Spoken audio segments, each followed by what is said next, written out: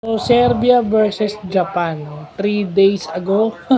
So, nakakatuwa lang na itong Japan sumasabay na sa mga European basketball powerhouse na kagaya ng Serbia.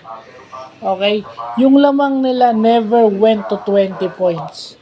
So that shows something. 19 points lang yung lamang. Minsan bumaba pa ng 12, minsan bumababa pa ng single digits. So, si Watanabe, si Rui Hachimura, yung mga NBA players yan. So, gone are the days. Kung may NBA player, All-NBA yung Team USA, meron na rin kaming NBA player. So, hindi lang kayong pwede magmalaki. Diba?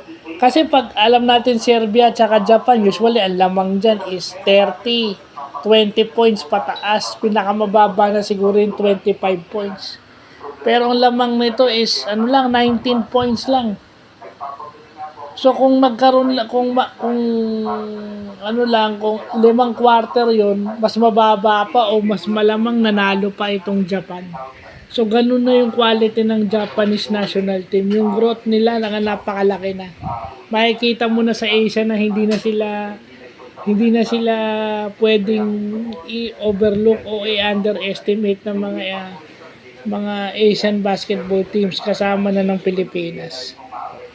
So nakakatuwa lang as an Asian myself, nakakatuwang makita na pumapalag itong Japan sa Serbia with Nikola Jokic.